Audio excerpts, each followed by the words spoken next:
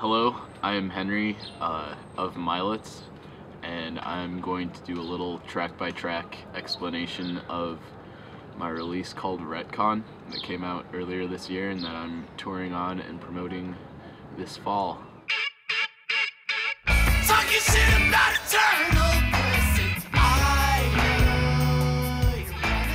The first song on the album is called 7 Times Plus 1, which is a reference to a Mormon cult, well, a sect of Mormonism that happened to be arguably more culty and a little more nefarious than your typical Mormons. The next song is called Easy 80s, and this was the second song I ever wrote as Mylets, so it's probably around 2 years old at this point. This one again is about a cult. This time, the Heaven's Gate cult of the 80s and 90s, which was led by Marshall Applewhite, and he was just kind of this lunatic, but a very convincing lunatic, as a lot of them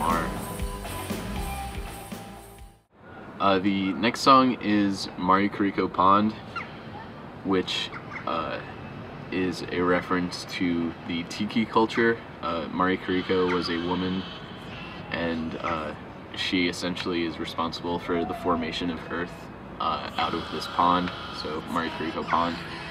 And song-wise, it's kind of a melting pot of all the ideas that became Mylets, so it's sort of the origin, and it's definitely got this weird kind of liquidy, fluid feel to it.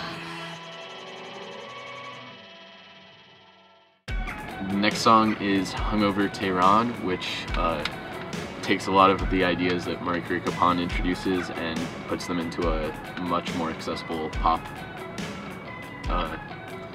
arrangement.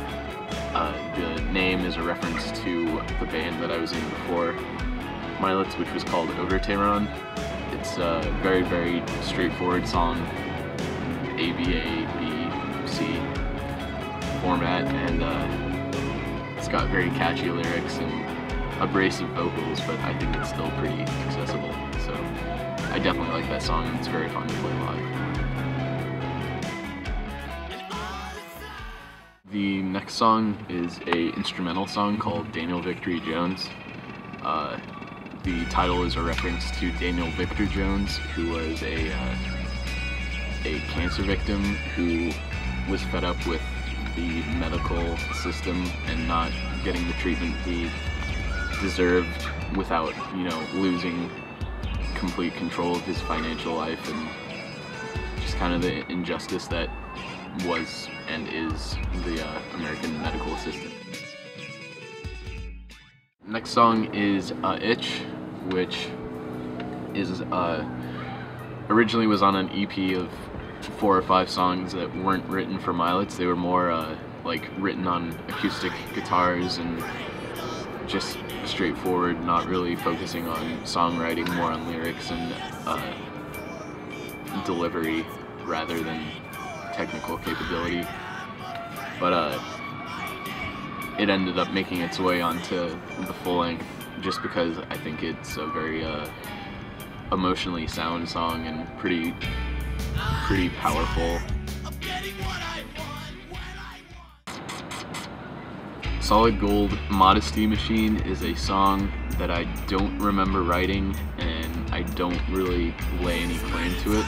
It's a song that was written lyrically and title obviously about I went on tour up to New York, and I got to stop at this Mormon center in somewhere in upstate New York. I forget the city, but it's the spot where Joseph Smith claimed to have met the angel Moroni, and there's a massive gold statue of this angel erected on this big hill, and it's just sort of about placing too much faith in monuments and into physical manifestations rather than trying to just pay tribute in your daily life or through original creations rather than dedicating your time to one idea. Just kind of living it. Next song is called Kate B/Tuition, and I really like it musically. I like playing it live too. It's really fun. It's sort of hard to balance though. It's another song that was written about the band that I was in before, Mylets, and it's just kind of capturing the energetic, sweaty summer performances that were going on.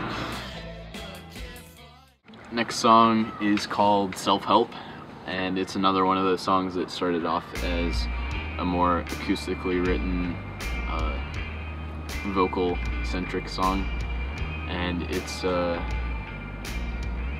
the title doesn't really have anything to do with the lyrics, but it's sort of a jab at self-help seminars. I think a lot of self-help literature and kind of person-to-person stuff can be beneficial, but when you get those massive, you know, $100 ticket seminars for learn how to be the best at X and learn how to conquer your fear of whatever, I think it's just feeding off people's insecurities and fears and stuff like that.